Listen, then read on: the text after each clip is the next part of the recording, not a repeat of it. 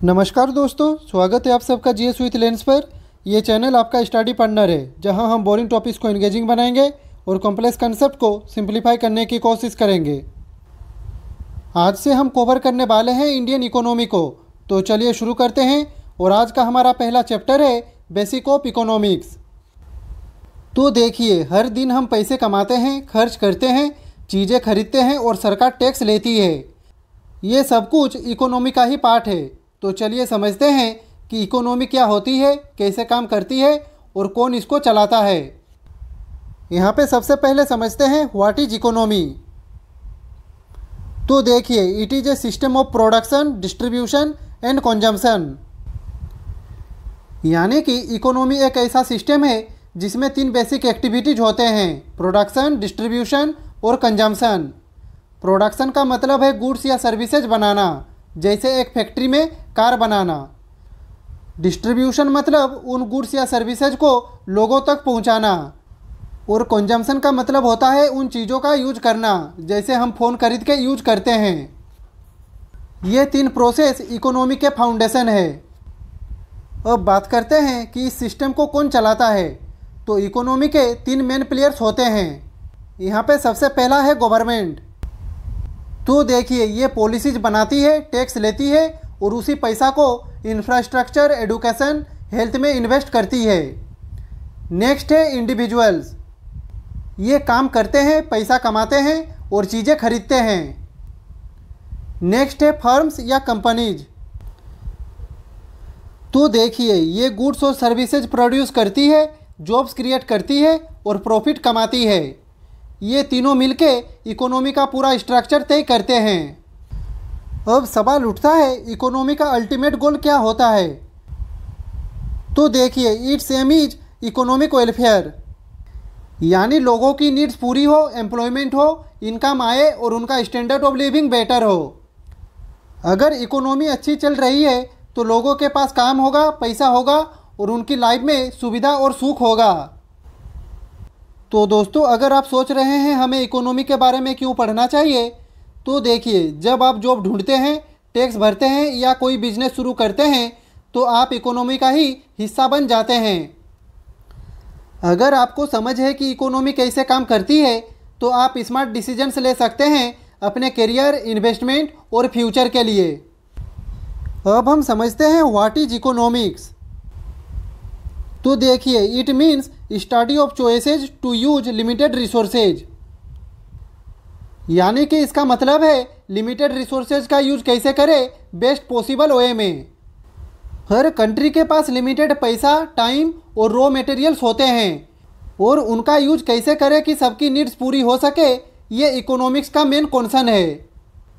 It is basically the study of choices. Next point है the term economics comes from Greek. तो देखिए, ये 2 Greek शब्दों का कॉम्बिनेशन है। ओइको का मतलब होता है घर या हाउस होल्ड, जबकि नोमोज का मतलब है रूल, लॉ या मैनेजमेंट। जब हम इन दोनों शब्दों को जोड़ते हैं तो इसका मतलब होता है घर का प्रबंधन या हाउस होल्ड मैनेजमेंट। इसी से शब्द आया है इकोनॉमिक्स। बेसिकली इकोनॉमिक्स का ओरिजिनल मीनिंग था अपने लिमिटेड सोर्सेज का यूज करके घर को एफिशिएंटली मैनेज करना। आज चाहे हम नेशनल इकोनॉमी की बात करें या पर्सनल फाइनेंस की, सब कुछ इसी बेसिक आइडिया पर बेस्ड है। तो दोस्तों, यहाँ पे हमने समझा इकोनॉमी एक ऐसा सिस्टम होता है जिसमें किसी कंट्री या रीजन के अंदर गुड्स और सर्विसेज का प्रोडक्शन, डिस्ट्रीब्यूशन और कंजम्पशन होता है। मतलब जो कुछ भी रियल दुनिया में हो रहा है वो इकोनॉमी का पार्ट है, जैसे इंडियन इकोनॉमी या यूएस इकोनॉमी। वहीं दूसरी तरफ इकोनॉमिक्स एक सोशल साइंस है जो इस इकोनॉमी को समझने और एनालाइज करने का काम करती है। ये देखती है कि लोग, सरकार और कंपनीज लिमिटेड रिसोर्सेज का यूज कैसे करते हैं और कैसे चॉइसेज लेते हैं। तो सिंपल शब्दों में, इकोनॉमी एक प्रैक्टिकल सिस्टम है और इकोनॉमिक्स उस सिस्टम को स्टडी करने वाला सब्जेक्ट है। नेक्स्ट पॉइंट है Adam Smith is considered as the father of economics. तो देखिए, जब भी इकोनॉमिक्स की बात होती है एक नाम जरूर लिया जाता है और वो है एडम स्मिथ। उन्हें कहा जाता है फादर ऑफ इकोनॉमिक्स। उन्होंने इकोनॉमिक्स को एक प्रॉपर साइंस बनाया और बताया कि मार्केट का अपना एक इनविजिबल हैंड होता है जो सब कुछ बैलेंस करता है। नेक्स्ट पॉइंट है, एडम स्मिथ ने अपनी मोस्ट फेमस बुक लिखी थी और वो थी an inquiry into the nature and causes of the wealth of nations, जो शॉर्ट में वेल्थ ऑफ नेशंस के नाम से जानी जाती है। ये बुक पब्लिश हुई थी 1776 में और ये मॉडर्न इकोनॉमिक्स का फाउंडेशन बन गई। आज भी इकोनॉमिस्ट इस बुक से बहुत कुछ सीखते हैं। तो दोस्तों, इस स्लाइड में हमने इकोनॉमी और इकोनॉमिक्स का ओवरव्यू अच्छे से समझ लिया। अब चलते हैं नेक्स्ट स्लाइड पे। अब हम डिस्कस करेंगे इकोनॉमिक्स के दो मेन ब्रांचेस, माइक्रो इकोनॉमिक्स और मैक्रो इकोनॉमिक्स के बारे में। इन दोनों ब्रांचेस का फोकस अलग अलग एस्पेक्ट्स पर होता है, लेकिन दोनों मिलकर हमें इकोनॉमी के ओवरऑल वर्किंग को समझने में हेल्प करते हैं। तो चलिए स्टेप बाय स्टेप समझते हैं। तो सबसे पहले बात करते हैं माइक्रो इकोनॉमिक्स की। तो देखिए, it studies individual units such as consumer and firm, यानी कि इस ब्रांच में हम इंडिविजुअल इकोनॉमिक यूनिट्स को स्टडी करते हैं। जैसे एक कंज्यूमर क्या खरीदता है, एक शॉपकीपर अपना माल कितने में बेचता है, या एक कंपनी कितना प्रोडक्शन करती है। इसका मतलब है यहाँ पे फोकस होता है छोटी यूनिट्स पर, इंडिविजुअल्स और फर्म्स के बिहेवियर को समझने पर। नेक्स्ट पॉइंट है, it focuses on demand, supply, price and utility. तो देखिए, माइक्रो इकोनॉमिक्स में हम कॉन्सेप्ट्स पढ़ते हैं जैसे डिमांड और सप्लाई का लॉ, किसी प्रोडक्ट का प्राइस कैसे तय होता है, और यूटिलिटी यानी एक इंसान को किसी प्रोडक्ट से कितना फ़ायदा या सेटिस्फेक्शन मिलता है। नेक्स्ट पॉइंट है, micro economics bottom up approach follow करता है, मतलब ये नीचे से ऊपर की तरफ एनालिसिस करता है। जैसे एक आम आदमी क्या खरीद रहा है, एक दुकानदार अपने प्रोडक्ट का प्राइस कैसे सेट कर रहा है, या एक कंपनी कितना प्रोडक्शन करेगी। जब हम इन छोटी छोटी यूनिट्स के डिसीजंस को समझते हैं तभी हम पूरी इकोनॉमी के बिहेवियर को समझ पाते हैं। तो माइक्रो इकोनॉमिक्स का फोकस छोटी यूनिट्स पर होता है और उनका कॉम्बाइंड इफेक्ट देखकर ओवरऑल इकोनॉमी का पिक्चर मिलता है। इन शॉर्ट, माइक्रो इकोनॉमिक्स छोटी यूनिट से एनालिसिस शुरू करते हैं और उससे बड़े लेवल के ट्रेंड्स समझने की कोशिश करते हैं। जैसे अगर आम के दाम बढ़ रहे हैं तो माइक्रो इकोनॉमिक्स देखेगा कि किस वजह से डिमांड बढ़ी या सप्लाई कम हुई। अब चलते हैं दूसरे ब्रांच पर जो है मैक्रो इकोनॉमिक्स। तो देखिए, it studies whole economy such as income, output and employment, यानी कि इसमें हम इंडिविजुअल की नहीं पूरी इकोनॉमी की बात करते हैं। जैसे एक देश का टोटल इनकम, टोटल आउटपुट और एम्प्लॉयमेंट लेवल क्या है। ये एनालिसिस करता है कि पूरी इकोनॉमी किस डायरेक्शन में जा रही है। नेक्स्ट पॉइंट है, it focuses on inflation, unemployment and growth. तो इसका फोकस होता है बड़े इशूज पर, जैसे इन्फ्लेशन यानी महंगाई बढ़ना, अनएम्प्लॉयमेंट यानी कि बेरोजगारी, और इकोनॉमिक ग्रोथ यानी कि अर्थव्यवस्था कितनी तेज़ी से बढ़ रही है। नेक्स्ट पॉइंट है, it follows top down approach. तो इसका मतलब ये होता है कि ये एनालिसिस इकोनॉमी के ब्रॉडर लेवल से शुरू करता है, जैसे GDP, inflation, unemployment, interest rates या गवर्नमेंट पॉलिसीज। पहले ये देखते हैं कि पूरी इकोनॉमी किस डायरेक्शन में जा रही है और फिर ये समझने की कोशिश करते हैं कि इन बड़े फैक्टर्स का इफेक्ट इंडिविजुअल्स और बिजनेसेस पर कैसे पड़ता है।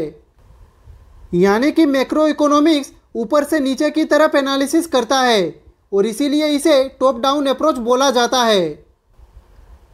तो दोस्तों, इस स्लाइड में हमने समझा माइक्रो इकोनॉमिक्स और मैक्रो इकोनॉमिक्स दोनों अलग अलग लेवल्स पर काम करते हैं। एक इंडिविजुअल डिसीजंस को समझता है और दूसरा इकोनॉमी के लार्ज स्केल फैक्टर्स को। तो चलिए अब चलते हैं नेक्स्ट स्लाइड पे। तो इस स्लाइड में हम समझने वाले हैं मैक्रो इकोनॉमिक सेक्टर्स के बारे में।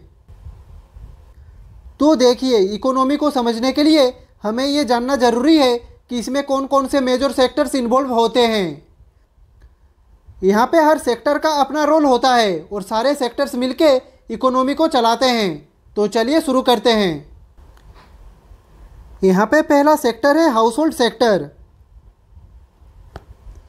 तो ये वो लोग होते हैं जो गुड्स और सर्विसेज कंज्यूम करते हैं और अपनी लेबर या स्किल प्रोवाइड करते हैं। यानी हम और आप जो मार्केट से चीज़ें खरीदते हैं, इलेक्ट्रिसिटी यूज करते हैं या ऑनलाइन सर्विसेज का यूज करते हैं, हम सब हाउस होल्ड सेक्टर का पार्ट है। हम प्रोड्यूसर से चीज़ें लेते हैं और उनको काम देने के लिए अपना मैन पावर देते हैं। यहाँ पे नेक्स्ट है प्रोड्यूसर सेक्टर। इसे हम फर्म्स, कंपनीज या इंडस्ट्रीज भी कहते हैं। इनका काम होता है गुड्स और सर्विसेज का प्रोडक्शन करना प्रॉफिट कमाने के लिए। ये सेक्टर रॉ मटेरियल्स को यूज करके प्रोडक्ट्स बनाता है, जॉब्स क्रिएट करता है और ओवरऑल इकोनॉमिक एक्टिविटी को बूस्ट करता है। चाहे एक छोटी दुकान हो या एक बड़ी फैक्ट्री, सब प्रोड्यूसर सेक्टर में आते हैं। यहाँ पे तीसरा है गवर्नमेंट सेक्टर। तो देखिए, सरकार का रोल सिर्फ कानून बनाना नहीं होता, बल्कि वो इकोनॉमी का एक मेजर प्लेयर भी होती है। गवर्नमेंट टैक्स कलेक्ट करती है और उस पैसे को पब्लिक गुड्स और सर्विसेज पर खर्च करती है, जैसे रोड्स बनाना, स्कूल्स चलाना, हॉस्पिटल्स प्रोवाइड करना या पब्लिक ट्रांसपोर्ट देना। इस सेक्टर का एम होता है सोशल वेलफेयर और इकोनॉमिक स्टेबिलिटी मेंटेन करना। नेक्स्ट है एक्सटर्नल सेक्टर। ये सेक्टर डील करता है रेस्ट ऑफ द वर्ल्ड के साथ ट्रेड में, यानी इंपोर्ट और एक्सपोर्ट। जब हम किसी और देश से माल खरीदते या बेचते हैं और जब पैसा फॉरेन एक्सचेंज के थ्रू आता जाता है, तो वो सब एक्सटर्नल सेक्टर का पार्ट होता है। ग्लोबल इकोनॉमी से जुड़ने के लिए ये सेक्टर बहुत क्रूशियल होता है। तो दोस्तों, ये थे 4 मेन मैक्रो इकोनॉमिक सेक्टर्स। इन सब के बीच इंटरेक्शन से ही इकोनॉमी चलती है और ग्रो करती है। तो चलिए चलते हैं नेक्स्ट स्लाइड पे। इस स्लाइड को शुरू करने से पहले एक इम्पोर्टेंट बात दोस्तों, आज का पीडीएफ आपके लिए फ्री ऑफ कॉस्ट है। उसके लिए अगर आपको वीडियो पसंद आ रही है तो एक लाइक और एक अच्छा सा कमेंट करके मेरे व्हाट्सएप नंबर पे आ सकते हैं। मेरा व्हाट्सएप नंबर डिस्क्रिप्शन पे दिया हुआ है। लेकिन दोस्तों, लाइक और कमेंट करना मैंडेटरी नहीं है, आप ऐसे भी आ सकते हैं, मैं पीडीएफ प्रोवाइड कर दूंगा। तो चलिए दोस्तों, अब चलते हैं हमारे टॉपिक पर। तो इस स्लाइड में हम बात करने वाले हैं फैक्टर्स ऑफ प्रोडक्शन के बारे में, यानी वो एलिमेंट्स जो किसी भी चीज़ को बनाने के प्रोसेस में यूज होते हैं। प्रोडक्शन के टोटल 4 मेन फैक्टर्स होते हैं: land, labour, capital and entrepreneurship. तो चलिए हर एक को देखते हैं।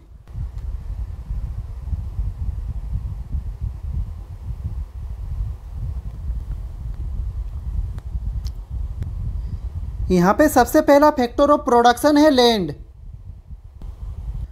तो देखिए, ये वो रिसोर्सेज है जो नेचर ने हमें दिया है, जैसे कि ज़मीन, जंगल, पानी और मिनरल्स। इन्हें हम प्रोडक्शन के प्रोसेस में यूज करते हैं। नेक्स्ट पॉइंट है they are not man made. तो इम्पोर्टेंट बात यह है कि लैंड मैन मेड नहीं होता, ये नेचुरली अवेलेबल होता है। इंसान इसे क्रिएट नहीं कर सकता, सिर्फ यूज कर सकता है। और जब हम लैंड का यूज करते हैं तो जो उसका रिवॉर्ड या पेमेंट होता है उसे हम कहते हैं रेंट। यानी लैंड देने वाले को उसके यूज के बदले जो पैसा मिलता है वो रेंट होता है। यहाँ पे नेक्स्ट फैक्टर ऑफ प्रोडक्शन है लेबर। तो देखिए, it means human effort and it may be physical and mental. यानी कि ये वो ह्यूमन एफर्ट होते हैं जो किसी भी चीज़ को बनाने, बेचने या सर्विस देने में लगती है। लेबर का मतलब सिर्फ हाथों से काम करना नहीं होता, इसमें फिजिकल एफर्ट जैसे कि कंस्ट्रक्शन का काम और मेंटल एफर्ट जैसे कि प्लानिंग, टीचिंग और डिजाइनिंग भी आता है। यहाँ पे नेक्स्ट पॉइंट है लेबर 2 तरह की होती है, स्किल्ड और अनस्किल्ड। स्किल्ड लेबर का मतलब है ट्रेंड लोग, जैसे doctors, engineers, carpenters etc। Unskilled labour में आते हैं वो लोग जिनके पास फॉर्मल ट्रेनिंग नहीं होती, जैसे डेली वेज वर्कर्स। यहाँ पे नेक्स्ट पॉइंट है लेबर का जो रिवॉर्ड होता है, यानी उसके काम के बदले जो पेमेंट मिलता है उसे कहते हैं वेजेस। सिंपल शब्दों में मजदूरी या तनख्वाही लेबर का रिवॉर्ड होता है। तो यहाँ पे हमने लैंड और लेबर को अच्छे से समझ लिया। अब चलते हैं नेक्स्ट फैक्टर ऑफ प्रोडक्शन पे।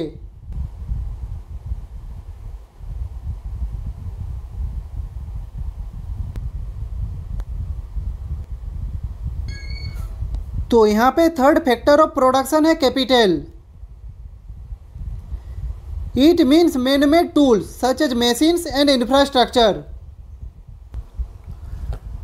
यानी कि ये वो चीज़ें होती है जो इंसान ने बनाई है ताकि प्रोडक्शन और आसान हो सके। कैपिटल का मतलब है मैन मेड रिसोर्सेज, जैसे कि टूल्स, मशीन्स, बिल्डिंग्स, फैक्ट्रीज और ट्रांसपोर्ट सिस्टम्स। ये सब चीज़ें इंसान ने इसलिए बनाई है ताकि प्रोडक्शन प्रोसेस एफिशिएंट हो सके। नेक्स्ट पॉइंट है it helps in further production. तो देखिए, कैपिटल का काम होता है दूसरी चीज़ें बनाने में मदद करना। जैसे एक सिलाई मशीन खुद कपड़ा नहीं बनाती, लेकिन वो एक टूल है जो कपड़ा बनाने में यूज होती है। यानी कैपिटल डायरेक्टली कंज्यूम नहीं होता, बल्कि आगे प्रोडक्शन में हेल्प करता है। नेक्स्ट पॉइंट है reward of it is called interest. यानी कि कैपिटल प्रोवाइड करने वाले को जो रिवॉर्ड मिलता है उसे हम कहते हैं इंटरेस्ट। यानी अगर आप किसी बिजनेस में पैसा या फिर मशीन्स लगाते हैं तो आपको उसके बदले इंटरेस्ट या रिटर्न मिलता है। यहाँ पे नेक्स्ट फैक्टर ऑफ प्रोडक्शन है एंटरप्रेन्योर। ये वो व्यक्ति होता है जो बाकी सारे फैक्टर्स जैसे कि लैंड, लेबर और कैपिटल को ऑर्गेनाइज करता है। इसका काम होता है रिसोर्सेज को एक साथ लाना, जैसे लैंड अरेंज करना, वर्कर्स हायर करना और कैपिटल इन्वेस्ट करना, ताकि प्रोडक्शन प्रोसेस स्मूथली चले। ये एक प्लानर और लीडर का रोल होता है। नेक्स्ट पॉइंट है he takes risk and makes decisions. तो सबसे इम्पोर्टेंट बात एंटरप्रेन्योर ही होते हैं जो रिस्क लेता है। वो डिसाइड करते हैं कि क्या बनाना है, कैसे बनाना है और मार्केट में कैसे बेचना है। यानी वो पूरा बिजनेस का डिसीजन मेकर होते हैं। नेक्स्ट पॉइंट है reward of him is profit. यानी कि अगर बिजनेस सक्सेसफुल होता है तो एंटरप्रेन्योर को जो रिवॉर्ड मिलता है उसे कहते हैं प्रॉफिट। लेकिन अगर लॉस होता है तो उसका रिस्क भी एंटरप्रेन्योर का ही होता है। तो दोस्तों, ये थे प्रोडक्शन के 4 मेन फैक्टर्स जिसे हमने कवर कर लिया। तो चलिए अब चलते हैं नेक्स्ट स्लाइड पे। तो अब बात करते हैं एक बहुत ही बेसिक और इम्पोर्टेंट टॉपिक की, जो है central problems of an economy. तो देखिए, चाहे कोई भी कंट्री हो, डेवलप्ड या डेवलपिंग, कुछ बेसिक इकोनॉमिक प्रॉब्लम्स हर जगह होती है। हर इकोनॉमी के पास रिसोर्सेज लिमिटेड होते हैं, लेकिन हमें सब कुछ अनलिमिटेड चाहिए होता है। तो प्रॉब्लम ये होती है कि लिमिटेड रिसोर्सेज का बेस्ट यूज कैसे किया जाए। इसी वजह से 3 मेन इकोनॉमिक प्रॉब्लम्स सामने आती है, और वो है what to produce, how to produce and for whom to produce. तो चलिए शुरू करते हैं।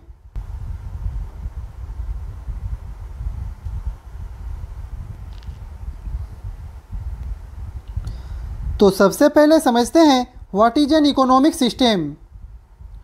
तो देखिए, it is an arrangement to solve the central problems of an economy. यानी कि सेंट्रल प्रॉब्लम्स को सॉल्व करने के लिए हर देश एक इकोनॉमिक सिस्टम बनाता है। इकोनॉमिक सिस्टम का मतलब होता है एक ऐसी व्यवस्था जो डिसाइड करते हैं कि रिसोर्सेज कैसे यूज होंगे और प्रॉब्लम्स का सॉल्यूशन कैसे मिलेगा। हर देश का अपना इकोनॉमिक सिस्टम होता है जो डिसाइड करता है कि रिसोर्सेज का यूज कैसे होगा, कौन क्या बनाएगा, कैसे बनाएगा और किसके लिए बनाएगा। तो दोस्तों, यहाँ पे हमने इकोनॉमिक सिस्टम को अच्छे से समझ लिया। तो चलिए अब चलते हैं फर्स्ट सेंट्रल इकोनॉमिक प्रॉब्लम पे।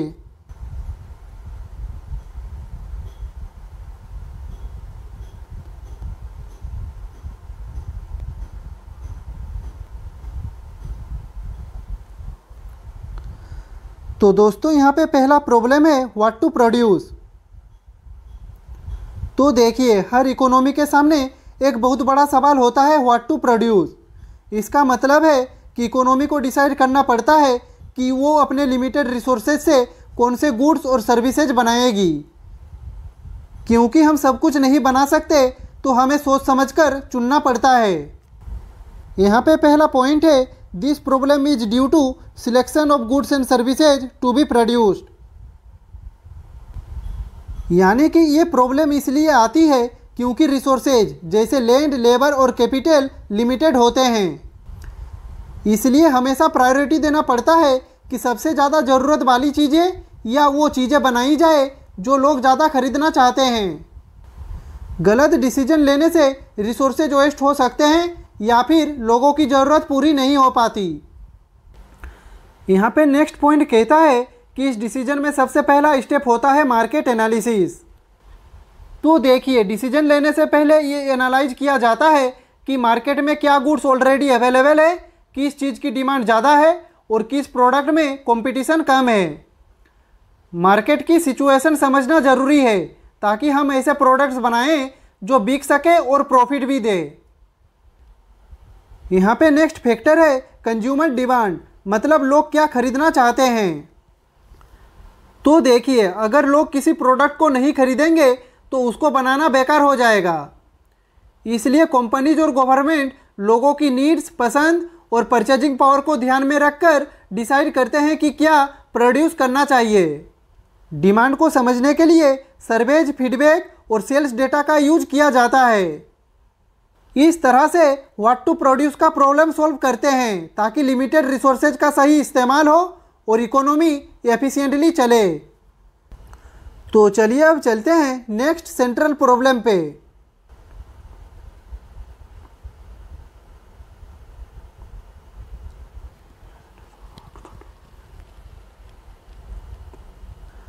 तो दूसरा सेंट्रल प्रॉब्लम है हाउ टू प्रोड्यूस।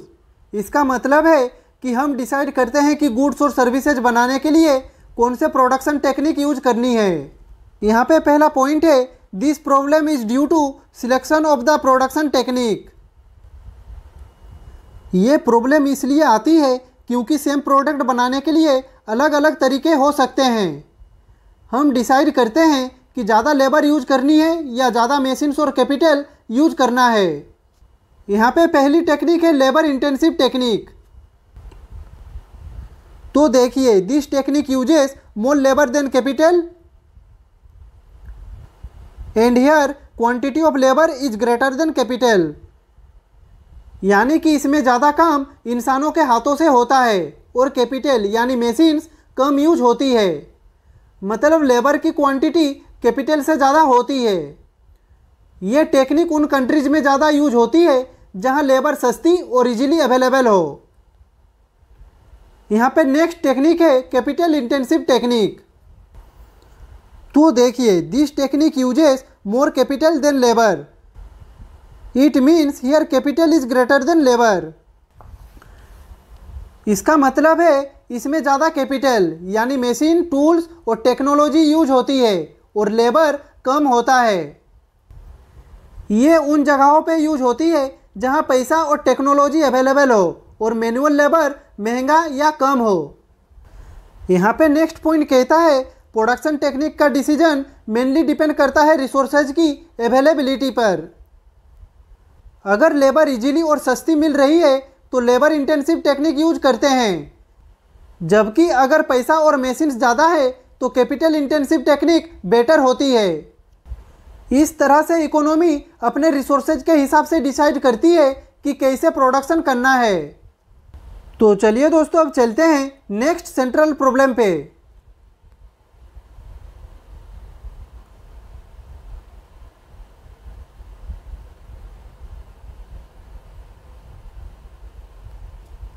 तो नेक्स्ट प्रॉब्लम है फॉर हुम टू प्रोड्यूस। इसका मतलब है कि इकोनॉमी को डिसाइड करना पड़ता है कि बनाए गए गुड्स और सर्विसेज किसको देना है, यानी टारगेट कंज्यूमर्स कौन है। यहाँ पे पहला पॉइंट है, this problem is due to determining the target consumers of the produced goods. तो देखिए, ये प्रॉब्लम इसलिए इम्पोर्टेंट है क्योंकि हर प्रोडक्ट सब लोग एफोर्ड नहीं कर सकते। तो डिसाइड करना होता है कि किस इनकम ग्रुप या सोसाइटी के कौन से सेगमेंट को ये गुड्स देना चाहिए। इस डिसीजन को लेने में सबसे बड़ा फैक्टर होता है डिस्ट्रीब्यूशन ऑफ इनकम। यानी अगर इनकम ज़्यादा लोगों के पास नहीं है तो लग्जरी गुड्स कम लोगों के लिए बनेंगे और बेसिक गुड्स सबके लिए। इनकम का डिस्ट्रीब्यूशन ये डिसाइड करता है कि गुड्स का कंजम्पशन कहाँ तक होगा। दूसरा इंपॉर्टेंट फैक्टर है सोसाइटी का क्लास या सेगमेंट।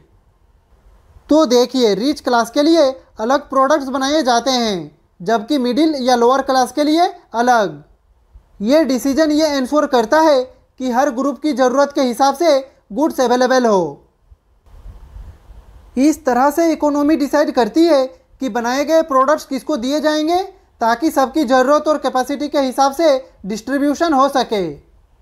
तो दोस्तों, आखिर में हम ये कह सकते हैं कि हर इकोनॉमी का मेन इशू होता है लिमिटेड रिसोर्सेज और अनलिमिटेड वंस के बीच का गैप। इसी वजह से हर सोसाइटी को ये डिसाइड करना पड़ता है कि क्या प्रोड्यूस करे, कैसे करे और किसके लिए करे। यही है इकोनॉमी का सेंट्रल प्रॉब्लम। तो चलिए अब चलते हैं नेक्स्ट स्लाइड पे। तो इस स्लाइड में हम बात करने वाले हैं टाइप्स ऑफ इकोनॉमीज के बारे में। तो देखिए, हर देश की अपनी एक इकोनॉमिक सिस्टम होती है। ये सिस्टम डिसाइड करता है कि कैसे गुड्स प्रोड्यूस होंगे, कौन करेगा और किसको मिलेंगे। इकोनॉमीज को हम ब्रॉडली 3 मेन टाइप्स में डिवाइड करते हैं, और वो है कैपिटलिस्ट इकोनॉमी, सोशलिस्ट इकोनॉमी और मिक्स्ड इकोनॉमी। तो चलिए हर एक को समझते हैं।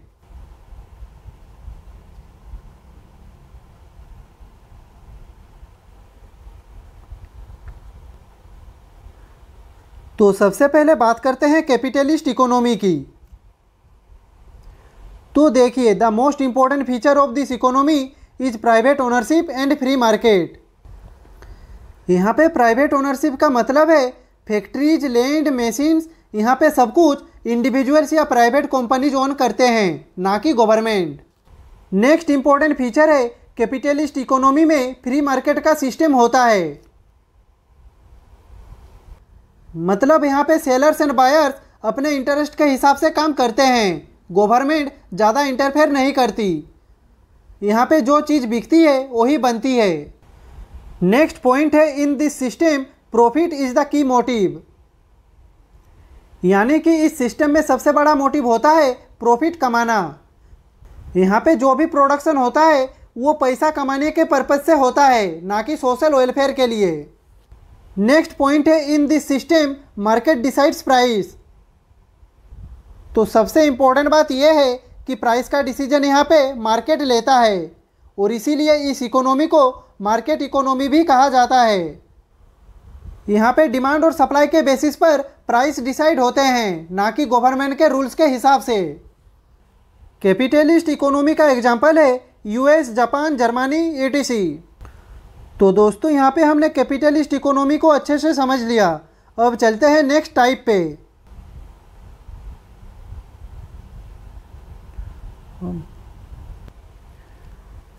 अब हम डिस्कस करेंगे प्लेन्ड इकोनॉमी की, जिसे हम कुछ और नामों से भी जानते हैं, जैसे कि सोशलिस्ट इकोनॉमी या फिर कॉमन इकोनॉमी। ये सिस्टम उन देशों में होता है जहां गवर्नमेंट पूरी इकोनॉमी का कंट्रोल अपने हाथ में रखती है। यहाँ पे पहला पॉइंट है, in this economy government controls resources. तो देखिए, इस इकोनॉमी में सारे मेजर रिसोर्सेज जैसे लैंड, फैक्ट्रीज, मशीन्स गवर्नमेंट के पास होते हैं। यानी प्राइवेट लोगों के पास ओनरशिप नहीं होती, सब कुछ पब्लिक ओनरशिप में होता है। नेक्स्ट पॉइंट है, in this economy price and output is decided centrally. तो देखिए, यहाँ पर मार्केट डिमांड या प्रॉफिट डिसाइड नहीं करता कि क्या बनेगा और कितने में बिकेगा। सब कुछ एक सेंट्रल अथॉरिटी या प्लानिंग कमीशन डिसाइड करता है, कौन सी चीज़ बनानी है, कितनी क्वांटिटी में और किस प्राइस पर। नेक्स्ट पॉइंट कहता है कि प्लेन्ड इकोनॉमी का मेन एम है इकोनॉमिक इक्वलिटी, यानी हर व्यक्ति तक ज़रूरत की चीज़ें पहुंचाना, और साथ ही इकोनॉमिक स्टेबिलिटी भी मेंटेन करना, जैसे अनएम्प्लॉयमेंट और इन्फ्लेशन को कंट्रोल में रखना। ऐसे सिस्टम में प्रॉफिट का मोटिव नहीं होता, यहाँ पे गोल होता है सामाजिक फायदा और फेयर डिस्ट्रीब्यूशन। नॉर्थ कोरिया इस सिस्टम को फॉलो करता है। तो दोस्तों यहाँ पे हमने प्लेन्ड इकोनॉमी को भी अच्छे से समझ लिया। अब चलते हैं नेक्स्ट टाइप पे।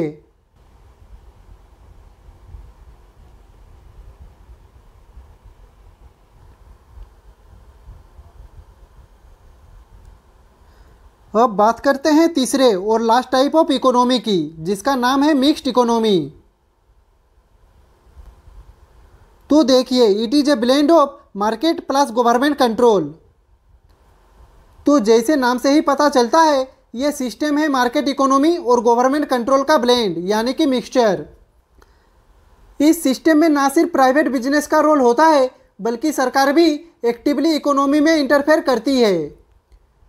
यानी कुछ डिसीजंस मार्केट लेता है और कुछ इंपॉर्टेंट डिसीजंस गवर्नमेंट।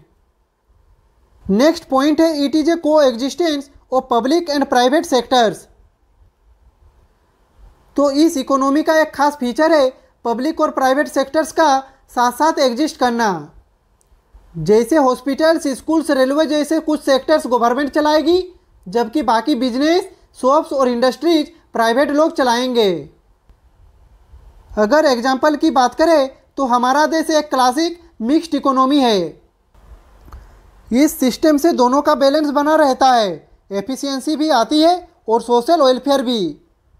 तो दोस्तों, मिक्स्ड इकोनॉमी एक ऐसा मॉडल है जिसमें मार्केट की फ्रीडम और सरकारी रेगुलेशन दोनों का फ़ायदा मिलता है।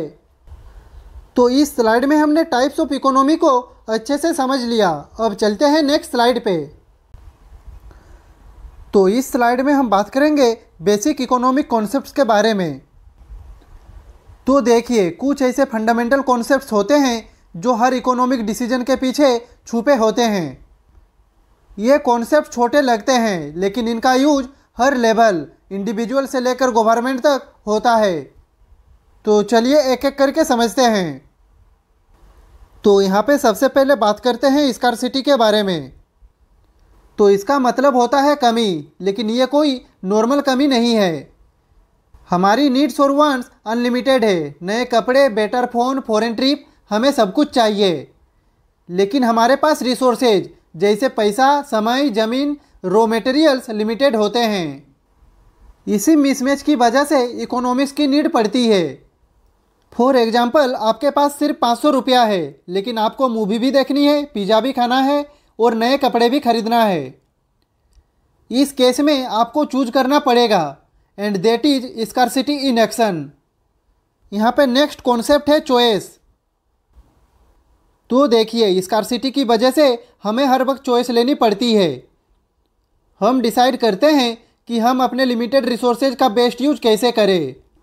ये चॉइस पर्सनल लेवल पे भी होती है, जैसे क्या खरीदना है, और नेशनल लेवल पे भी होती है, जैसे गवर्नमेंट डिफेंस पे ज़्यादा खर्च करे या एडुकेशन पे। यहाँ पे नेक्स्ट कॉन्सेप्ट है opportunity cost. It means next best alternative forgone. तो देखिए, जब हम कोई डिसीजन लेते हैं तो हम एक ऑप्शन चूज करते हैं और दूसरा छोड़ देते हैं। जो बेस्ट ऑल्टरनेटिव आपने सेक्रीफाइस किया, उसे ही हम कहते हैं अपॉर्चुनिटी कॉस्ट। फॉर एग्जाम्पल, मान लीजिए आपके पास संडे को 2 चॉइसेज है। एक तरफ आप 2000 का फ्रीलांस काम कर सकते हैं और दूसरी तरफ दोस्तों के साथ मूवी और लंच प्लान है। यहाँ पे अगर आप मूवी जाने का डिसीजन लेते हैं तो आपने 2000 कमाने का चांस मिस कर दिया। यही होता है अपॉर्चुनिटी कॉस्ट। सिंपल शब्दों में, जब भी हम कोई डिसीजन लेते हैं तो हमें यह सोचना चाहिए कि जो हम छोड़ रहे हैं उसका वैल्यू क्या था। अपॉर्चुनिटी कॉस्ट सिर्फ पैसे तक लिमिटेड नहीं होती, ये टाइम, एनर्जी और किसी भी वैल्यूएबल रिसोर्स पर अप्लाई होती है। हर चॉइस के साथ एक छुपा हुआ कॉस्ट होता है जो हम डायरेक्टली नहीं देख पाते, पर वो डिसीजन मेकिंग में बहुत इंपॉर्टेंट रोल प्ले करता है। ये कॉन्सेप्ट हर इकोनॉमिक डिसीजन में होता है। कंट्रीज भी जब हेल्थ या डिफेंस का बजट सेट करती है तब भी। यहाँ पे नेक्स्ट कॉन्सेप्ट है यूटिलिटी। तो it means satisfaction from the consumption. यानी इसका मतलब है किसी गुड या सर्विस से मिलने वाली खुशी या सेटिस्फैक्शन। जैसे गर्मी में ठंडी ठंडी आइसक्रीम खाने में जो सुकून मिलता है, that is utility. Her individual की यूटिलिटी अलग होती है। जो आपके लिए यूजफुल है, जरूरी नहीं वो किसी और के लिए भी यूजफुल हो। इसके रिलेटेड इकोनॉमिक्स में एक और कॉन्सेप्ट होता है जो है diminishing marginal utility. Marginal utility का मतलब होता है जब आप किसी प्रोडक्ट या सर्विस का यूज करते हैं तो उसका पहला यूनिट आपको सबसे ज़्यादा खुशी देता है और हर अगला यूनिट उस खुशी को थोड़ा कम कर देता है। फॉर एग्जाम्पल, सोचिए आप बहुत भूखे हैं और आपने एक समोसा खाया। पहला समोसा काफ़ी टेस्टी लगा, उसने आपको मैक्सिमम सेटिस्फेक्शन दिया। अब आपने दूसरा समोसा खाया, वो भी अच्छा लगा पर पहले जैसा मज़ा नहीं आया। तीसरा समोसा खाते वक्त आपको लगने लगा कि बस अब और नहीं चाहिए। तो यहाँ पे हर समोसा का जो एक्स्ट्रा मज़ा था वो है मार्जिनल यूटिलिटी, जो हर बार थोड़ा कम हो रहा था। इसी कॉन्सेप्ट को हम कहते हैं law of diminishing marginal utility. यहाँ पे नेक्स्ट कॉन्सेप्ट है मार्जिनल एनालिसिस। तो ये एक ऐसा कॉन्सेप्ट है जिसमें हम ये देखते हैं कि किसी डिसीजन का एक्स्ट्रा कॉस्ट और एक्स्ट्रा बेनिफिट क्या होगा। इसका यूज़ तब होता है जब हमें डिसाइड करना होता है कि किसी काम को और आगे बढ़ाया जाए या नहीं। फॉर एग्जाम्पल, मान लीजिए आप एक चाय की टपरी चला रहे हैं और आप सोच रहे हैं कि एक एक्स्ट्रा वर्कर रखना चाहिए या नहीं। यहाँ पे आप ये सोचेंगे कि अगर मैंने एक वर्कर रखा तो उससे कितना एक्स्ट्रा चाय बिकेगी, यानी मार्जिनल बेनिफिट क्या होगा, और उस वर्कर की सैलरी कितनी होगी, यानी कि मार्जिनल कॉस्ट कितना होगा। अगर वर्कर से 500 की एक्स्ट्रा चाय बिकती है पर उसकी सैलरी 600 है तो फ़ायदा नहीं होगा, क्योंकि यहाँ पे मार्जिनल कॉस्ट ज़्यादा है मार्जिनल बेनिफिट से। लेकिन अगर उससे 700 की एक्स्ट्रा बिक्री हो जाती है तो ये डिसीजन बेनिफिशियल है। तो दोस्तों, मार्जिनल एनालिसिस हमें हेल्प करता है बेटर बिजनेस डिसीजंस लेने में by comparing extra cost versus extra benefit. ये 5 कॉन्सेप्ट छोटी सी डेफिनेशन से शुरू होती है, लेकिन इनका यूज हर रोज़ के लाइफ डिसीजंस में होता है। चाहे आप कंज्यूमर हो, स्टूडेंट हो या बिजनेसमैन, इकोनॉमिक्स आपकी थिंकिंग को स्मार्ट बनाता है। तो चलिए अब चलते हैं नेक्स्ट स्लाइड पे। तो इस स्लाइड में हम बात करेंगे टाइप्स ऑफ इकोनॉमिक एक्टिविटीज़ की, मतलब वो काम जो लोग अपनी ज़रूरत पूरी करने के लिए करते हैं। इन एक्टिविटीज़ का मेन पर्पज होता है गुड्स और सर्विसेज को प्रोड्यूस, कंज्यूम और डिस्ट्रीब्यूट करना। सबसे पहला एक्टिविटी है प्रोडक्शन। इसका मतलब होता है किसी चीज़ को बनाना या क्रिएट करना, चाहे वो कपड़े हो, खाना हो या मोबाइल फ़ोन रिपेयर सर्विस, सब प्रोडक्शन का पार्ट है। ये वो प्रोसेस है जिसमें रिसोर्सेज को यूज करके नए प्रोडक्ट्स या सर्विसेज बनाए जाते हैं। यहाँ पे दूसरा एक्टिविटी है कंजम्पशन।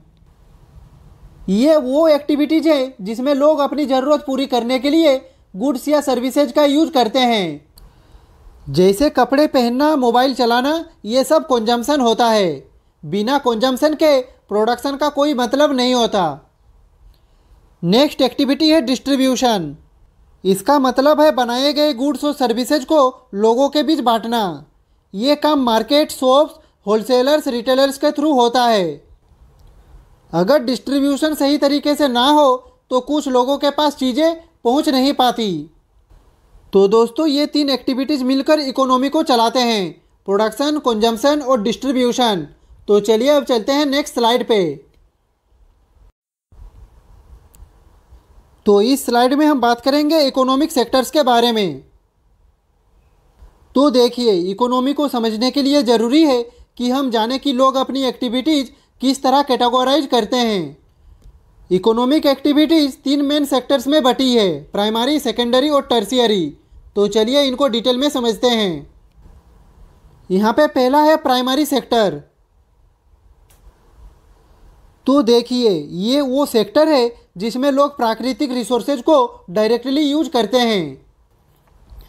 ये सबसे पुराना और बेसिक सेक्टर है, क्योंकि बिना नेचुरल रिसोर्सेज के आगे कुछ भी पॉसिबल नहीं है।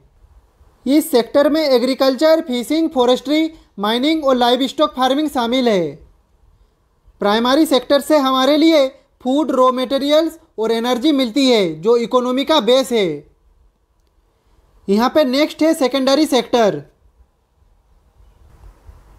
इस सेक्टर में रॉ मटेरियल्स को लेकर उन्हें यूजफुल फिनिश प्रोडक्ट्स में कन्वर्ट किया जाता है। इस सेक्टर में फैक्ट्रीज, इंडस्ट्रीज और कंस्ट्रक्शन का काम आता है। ये सेक्टर डेवलपमेंट और इंडस्ट्रियलाइजेशन का सिंबल है। फॉर एग्जाम्पल, कॉटन को कपड़े में बदलना, लोहा को मशीनरी या कार में कन्वर्ट करना, बिल्डिंग बनाना या ब्रिज बनाना, ये सब कुछ सेकेंडरी सेक्टर में आते हैं। अगर इम्पोर्टेंस की बात करें तो ये सेक्टर नए एम्प्लॉयमेंट क्रिएट करता है, इकोनॉमिक ग्रोथ को बूस्ट करता है और देश की इंडस्ट्रियल पावर बढ़ाता है। यहाँ पे नेक्स्ट है टर्शियरी सेक्टर। ये सेक्टर गुड्स बनाता नहीं बल्कि सर्विसेज प्रोवाइड करता है जो कंज्यूमर्स और बिजनेस के लिए ज़रूरी होती है। ये सेक्टर मॉडर्न इकोनॉमीज में सबसे तेज़ी से ग्रो कर रहा है। Banking, insurance, education, health care, tourism, transport और कम्युनिकेशन इस सेक्टर में आते हैं। फॉर एग्जाम्पल, डॉक्टर पेशेंट को सर्विस देता है, टीचर पढ़ाता है और टैक्सी ड्राइवर ट्रांसपोर्ट प्रोवाइड करता है। इस सेक्टर को सर्विस सेक्टर भी कहा जाता है। अगर इम्पोर्टेंस की बात करें तो ये सेक्टर लोगों की लाइफ को आसान बनाता है और इकोनॉमी के बाकी सेक्टर्स को स्मूथली चलाने में मदद करता है। ये सेक्टर इकोनॉमिक डेवलपमेंट का इंडिकेटर भी होता है। तो दोस्तों, इस स्लाइड में हमने समझा प्राइमरी सेक्टर से रॉ मटेरियल्स आते हैं, सेकेंडरी सेक्टर में रॉ मटेरियल्स का ट्रांसफॉर्मेशन होता है और टर्शियरी सेक्टर गुड्स के साथ साथ सर्विसेज प्रोवाइड करता है। आजकल ज़्यादा डेवलप कंट्रीज में टर्शियरी सेक्टर सबसे बड़ा होता जा रहा है, जबकि डेवलपिंग कंट्रीज में अभी भी प्राइमरी और सेकेंडरी सेक्टर्स इंपॉर्टेंट है। तो चलिए अब चलते हैं नेक्स्ट स्लाइड पे। तो अब हम डिस्कस करने वाले हैं इकोनॉमिक एजेंट्स के बारे में। तो देखिए, इकोनॉमी में अलग अलग लोग और इंस्टीट्यूशंस अपना रोल प्ले करते हैं और इन्हीं को हम कहते हैं इकोनॉमिक एजेंट्स। ये एजेंट्स मिलकर इकोनॉमी के सिस्टम को चलाते हैं और हर एक का अपना स्पेसिफिक काम होता है। तो चलिए हर एक को डिटेल में समझते हैं। यहाँ पे पहले आता है कंज्यूमर्स। तो देखिए, ये वो लोग होते हैं जो मार्केट से गुड्स और सर्विसेज को डिमांड करते हैं अपनी नीड्स और वांट्स को पूरी करने के लिए। हर आदमी जो कुछ खरीदता है, चाहे वो खाना हो, कपड़े हो या मोबाइल रिचार्ज, वो कंज्यूमर होता है। उनकी डिमांड के बेसिस पर ही प्रोड्यूसर्स डिसाइड करते हैं क्या बनाना है और क्या नहीं। यहाँ पे नेक्स्ट है प्रोड्यूसर्स। तो देखिए, ये वो एजेंट्स होते हैं जो गुड्स और सर्विसेज का प्रोडक्शन करते हैं। ये लोग रॉ मटेरियल्स को यूज करके फिनिश्ड प्रोडक्ट्स बनाते हैं और उन्हें मार्केट में सप्लाई करते हैं। जैसे एक फार्मर क्रॉप उगाता है या फैक्ट्री ओनर प्रोडक्ट बनाता है, वो सब प्रोड्यूसर्स होते हैं। यहाँ पे नेक्स्ट है गवर्नमेंट। तो इनका रोल इकोनॉमी में काफ़ी इम्पोर्टेंट और मल्टी डायमेंशनल होता है। ये रूल्स बनाती है, टैक्स कलेक्ट करती है और पब्लिक सर्विसेज प्रोवाइड करती है, जैसे कि एजुकेशन और हेल्थ। गवर्नमेंट कुछ सेक्टर्स में खुद भी प्रोडक्शन करती है, जैसे Indian railways, public schools, PSUs ETC। यहाँ पे चौथा एजेंट है फॉरेन सेक्टर। तो देखिए, फॉरेन सेक्टर का मतलब होता है इकोनॉमी के बाहर के कंट्रीज के साथ रिलेशन।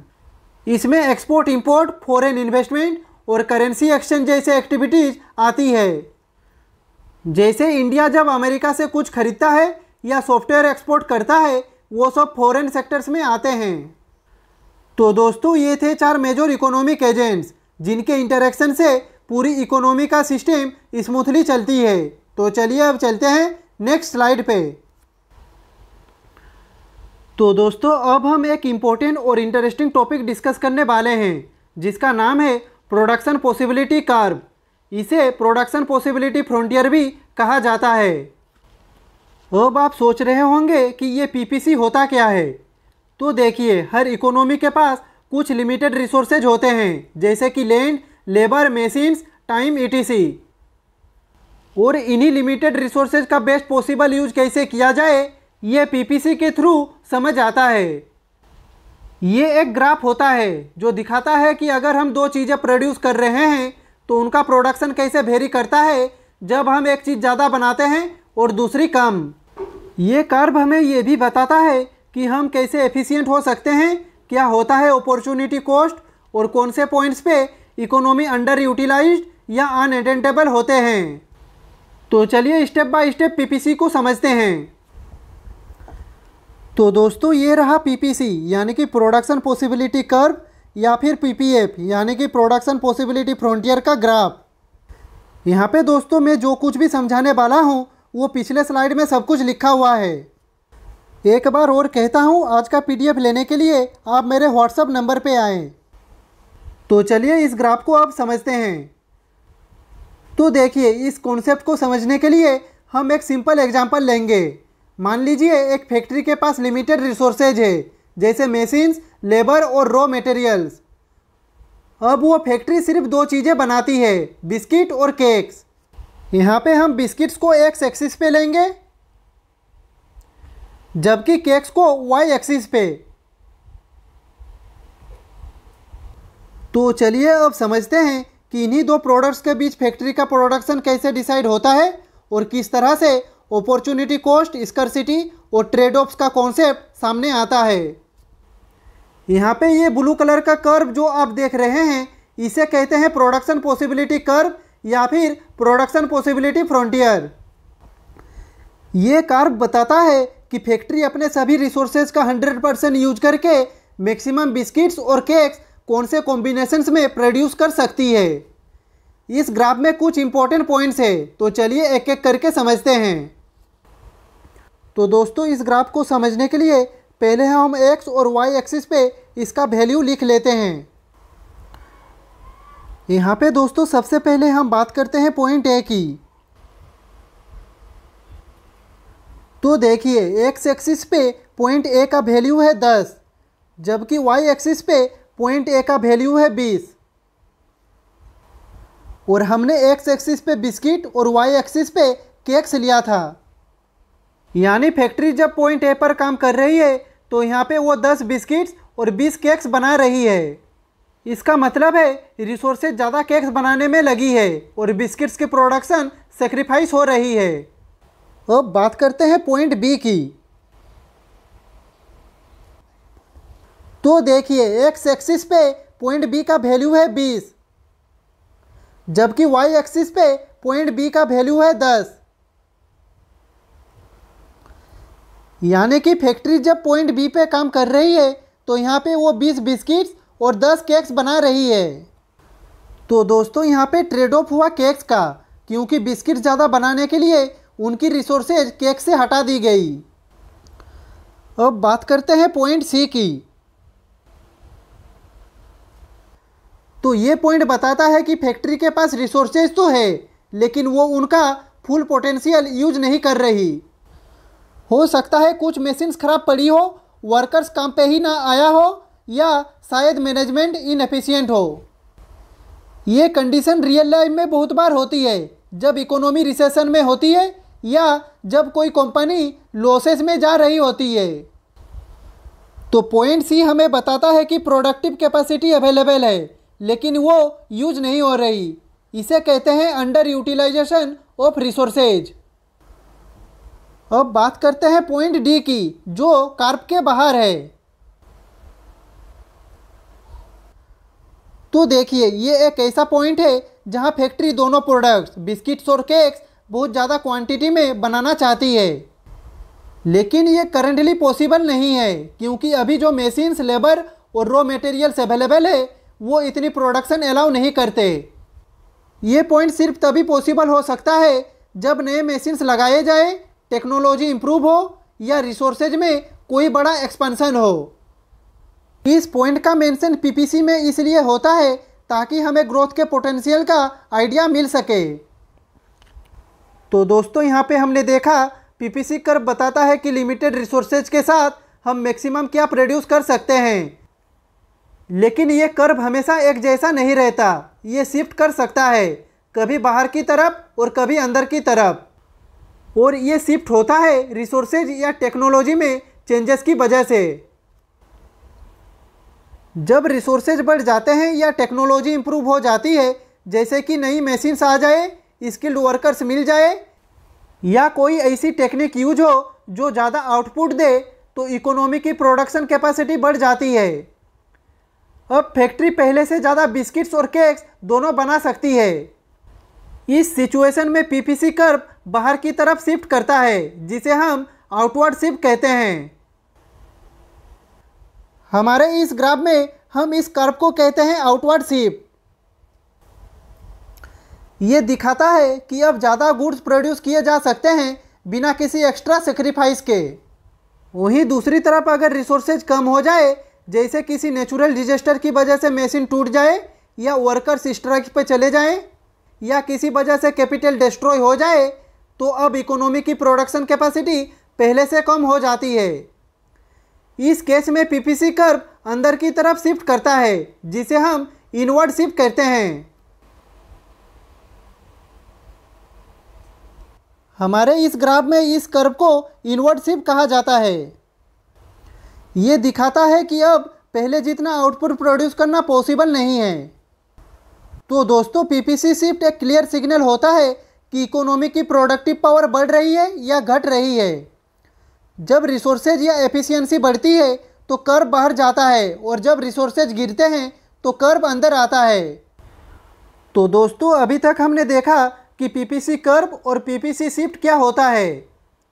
अब समझते हैं उस कर्व के अंदर छुपे 3 बेसिक बट पावरफुल कॉन्सेप्ट्स के बारे में, जो है scarcity, trade offs and opportunity cost. तो दोस्तों, हमने स्कार्सिटी और अपॉर्चुनिटी कॉस्ट को बेसिक इकोनॉमिक कॉन्सेप्ट वाले स्लाइड पे ऑलरेडी कवर कर लिया है। यहाँ पे हम समझेंगे ट्रेड ऑफ क्या होता है। तो देखिए, ट्रेड ऑफ का मतलब होता है एक चीज़ को पाने के लिए दूसरी चीज़ को छोड़ना। जब हम पीपीसी ग्राफ की बात करते हैं तो हमें दिखाई देता है कि इकोनॉमी के पास लिमिटेड रिसोर्सेज होते हैं, जैसे machines, labour, raw material, etc। इन्हें यूज करके सिर्फ सर्टेन कॉम्बिनेशंस में ही 2 चीज़ें बनाई जा सकती है। हमारे इस केस में बिस्किट्स और केक्स। अब अगर फैक्ट्री डिसाइड करती है कि वो ज़्यादा केक्स बनाएगी, तो उसे कुछ रिसोर्सेज बिस्किट से हटाकर केक्स में लगाने पड़ेंगे। इसका सीधा मतलब है कि बिस्किट्स की क्वांटिटी इस केस में कम हो जाएगी, यानी केक्स ज़्यादा मिले उसके लिए बिस्किट्स सेक्रीफाइस करने पड़ेंगे, और इसी सेक्रीफाइस को हम कहते हैं ट्रेड ऑफ। पीपीसी कर्व के हर पॉइंट पे आपको ये डिसीजन लेना पड़ता है। अगर आपको एक ज़्यादा चाहिए तो दूसरा कम करना पड़ेगा। कर्व के ऊपर जितने भी पॉइंट्स है उन सब पे ट्रेड ऑफ एग्जिस्ट करता है, क्योंकि रिसोर्सेज फुल कैपेसिटी पे यूज हो रहे होते हैं। तो दोस्तों, पीपीसी हमें ये दिखाता है कि रियल लाइफ में हर चॉइस के साथ कुछ सेक्रीफाइस जुड़ता है, और वो सेक्रीफाइस ही होता है ट्रेड ऑफ। तो दोस्तों, यहाँ पे हमने पीपीसी को भी अच्छे से समझ लिया। इस ग्राफ को समझाने के लिए मैंने जितने भी पॉइंट्स बोले हैं वो सब इस स्लाइड पे लिखा हुआ है। अगर आपको आज का पीडीएफ चाहिए तो मेरे व्हाट्सएप पे आ सकते हैं। तो दोस्तों, आज के लिए बस इतना ही। नेक्स्ट वीडियो में हम एक और इंटरेस्टिंग टॉपिक के बारे में बात करेंगे। अगर आपका आज के वीडियो से रिलेटेड कुछ भी डाउट हो तो आप कमेंट बॉक्स में पूछ सकते हैं। और अगर आपको ये वीडियो पसंद आई हो तो लाइक करें, कमेंट करें, शेयर करें, और ऐसे ही इन्फॉर्मेटिव वीडियो देखने के लिए चैनल को सब्सक्राइब करें। मिलते हैं नेक्स्ट वीडियो में, तब तक के लिए खुश रहिए, स्वस्थ रहिए। जय हिंद, वंदे मातरम, भारत माता की जय।